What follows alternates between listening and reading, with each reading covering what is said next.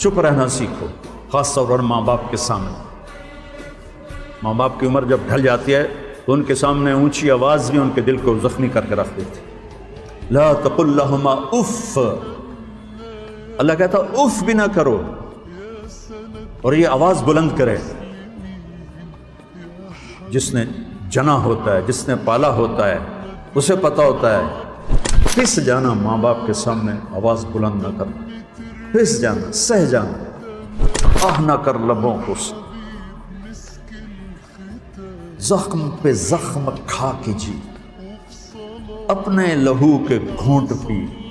दोबारा सुनो, जख्म जख्म पे जख्म खा के जी, अपने लहू के घूंट पी, आह न कर लबों को सी, इश्क है दिल लगी नहीं। पी जा अय्याम की तलखी को भी हंस के, नासिर गम को सहने में भी कुदरत ने मज़ा रखा।